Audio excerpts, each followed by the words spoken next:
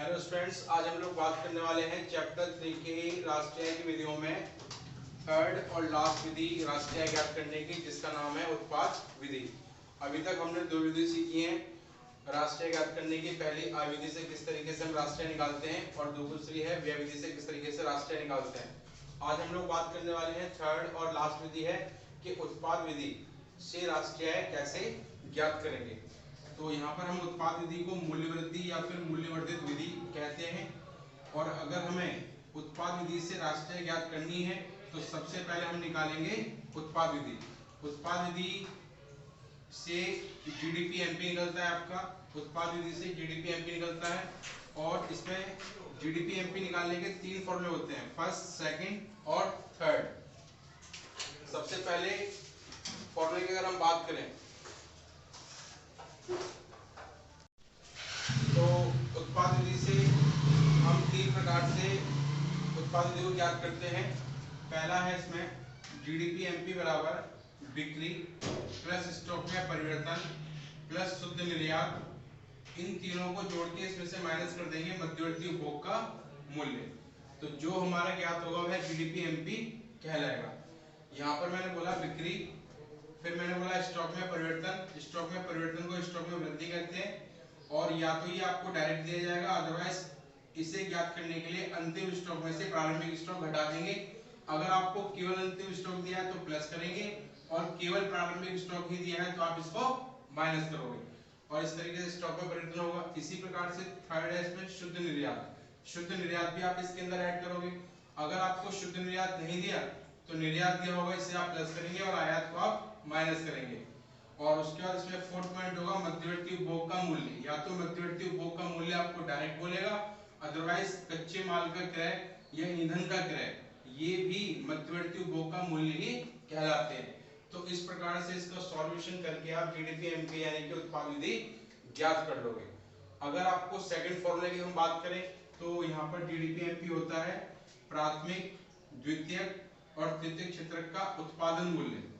प्राथमिक, द्वितीयक और तृतीयक क्षेत्र का उत्पादन मूल्य, और इसमें से माइनस कर दोगे आप प्राथमिक क्षेत्र का मध्यवर्ती उपभोग, द्वितीयक क्षेत्र का मध्यवर्ती उपभोग और तृतीयक क्षेत्र का मध्यवर्ती उपभोग। यानी तीनों क्षेत्रकों के उत्पादन मूल्य में से तीनों क्षेत्रकों के मध्यवर्ती उपभोग के मूल्य को माइनस कर देंगे। तो जो ज्ञात होगा वह हमारी जीडीपी एमपी यानी कि उत्पाद विधि कहलाएगी। और इसका तीसरा और अंतिम फॉर्मूला होता है हमारा जीडीपी एमपी बराबर उत्पादन मूल्य माइनस मध्यवर्ती उपभोग का मूल्य। यहाँ पर उत्पादन का मूल्य का अर्थ है बिक्री प्लस स्टॉक में परिवर्तन प्लस शुद्ध निर्यात। इन तीनों को जोड़ के उत्पादन का मूल्य ज्ञात होगा और उत्पादन के मूल्य में से मध्यवर्ती उपभोग का मूल्य घटा देंगे तो जीडीपी एमपी ज्ञात हो जाएगा। तो जिस प्रकार की भी आपकी कंडीशन सवाल में दी जाएंगी उसी प्रकार का आप इनमें से फॉर्मूला लगा करके जीडीपी एमपी अर्थात उत्पादन विधि ज्ञात कर लेंगे। और इसके बाद आप ज्ञात करेंगे राष्ट्रीय।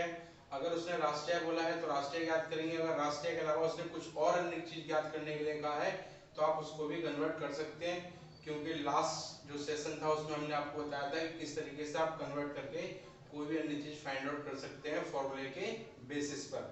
तो यहाँ पर मान लीजिए सपोज अगर हम लोग निकालना चाहते हैं राष्ट्रीय, तो यहाँ पे राष्ट्रीय ज्ञात होगी एनएनपीएफसी बराबर जीडीपी एमपी आपको दिया है क्योंकि निकाला है आपने, तो इसमें से डेप हटा देंगे, एनआईएफए घटा देंगे और एनआईटी घटा देंगे तो आपकी निकल जाएगी राष्ट्रीय, सॉरी इसमें एनआईएफए प्लस होगा। नेट निकालना है तो ग्रॉस में से डेप माइनस किया, नेशनल निकालना है तो डोमेस्टिक में एनआईएफए प्लस किया और एफसी निकालना है तो एमपीएस से एनआईटी माइनस किया। इस तरीके से आप एनएनपीएफसी ज्ञात करोगे। इसके साथ साथ यहाँ पर दो बातें जाननी आवश्यक है हमारे लिए। पहली ही कि जीडीपी एमपी को जीवीए एमपी भी कह दिया जाएगा। इसका अर्थ होता है बाजार कीमत पर सकल घरेलू उत्पाद या फिर सकल मूल्य वृद्धि। सकल मूल्य वृद्धि को ही जीवीए ग्रॉस वैल्यू एडेड कहा जाता है। इसी प्रकार से एनडीपी एमपी हो सकता है या फिर एनबीए एमपी होगा, जिसका अर्थ होता है बाजार कीमत पर शुद्ध मूल्य वृद्धि, या इसे निवल घरेलू उत्पाद भी कहा जाएगा। शुद्ध मूल्य वृद्धि मतलब एनवीए और निवल घरेलू उत्पाद मतलब एनडीपी। तो इस प्रकार से उत्पाद विधि ज्ञात करेंगे और उत्पाद विधि से राष्ट्रीय ज्ञात की जाएगी। अब हम इसका एक क्वेश्चन करके देखते हैं। जैसे कि सपोज यहाँ पर एक क्वेश्चन दिया है कि निम्न आंकड़ों से साधन लागत पर निवल मूल्य वृद्धि ज्ञात करो। साधन लागत पर निवल मूल्य वृद्धि, तो सबसे पहले तो हम अपना उत्पाद विधि ज्ञात करेंगे, यानी कि GDP-MP ज्ञात करेंगे। तो यहाँ पर जो टॉपिक दिए हैं उसको पहले करते हैं। जैसे यहाँ पे दिया हुआ है बिक्री, बिक्री हमने मान ली कि 1000 इकाइयाँ दी हुई और जिसका मूल्य प्रति इकाई 20 रुपये रखा गया है। अंतिम स्टॉक का मान लो 200 है, निर्यात 100 है, मध्यवर्ती लागत की 500 है, घिसावट 20, NIT 40, NIF 20। अब इसको हम करने जा रहे हैं। तो क्योंकि यहाँ पर बिक्री की इकाइयाँ, अंतिम स्टॉक ये सब दिया हुआ है, तो यहाँ पर हमारा पहला वाला फॉर्मूला यूज होगा। तो इसी का आधार पर इसको ज्ञात करते हैं। तो सबसे पहले हम GDP-MP ज्ञात करेंगे, यानी उत्पाद विधि, जिसमें बिक्री, क्योंकि बिक्री जो है वो इकाइयाँ और मूल्य है, तो बिक्री की इकाइयाँ गुणा मूल्य दोनों की मल्टीप्लाई कर देंगे तभी यह कुल बिक्री ज्ञात होगी। उसके बाद अंतिम स्टॉक है, तो केवल अंतिम है तो प्लस करेंगे, केवल अंतिम है तो प्लस करेंगे। उसके बाद निर्यात है, केवल निर्यात है तो प्लस करेंगे। उसके बाद मध्यवर्ती उपभोग का मूल्य को माइनस किया जाएगा।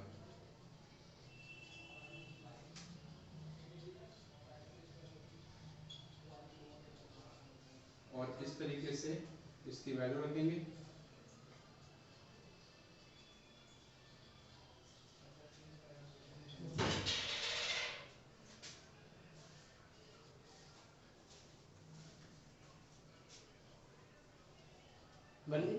प्लस 300 माइनस 500, तो ये हमारा आ गया 19,800 रुपये।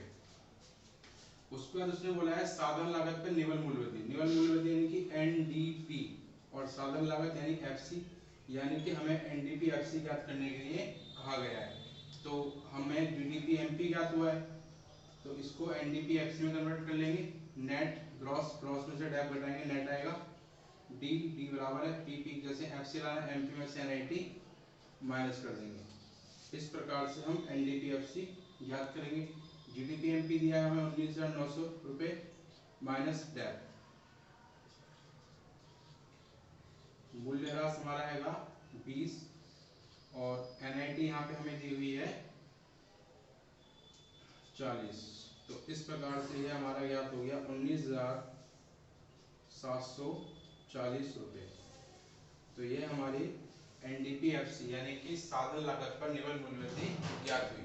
इसमें हमने सबसे पहले जो टॉपिक दिए उससे हमने अपना उत्पाद विधि ज्ञात की, क्योंकि उत्पाद विधि का टॉपिक दिए हैं NDP-MP, उत्पाद विधि का टॉपिक दिए हैं जिससे हमने GDP-MP निकाला।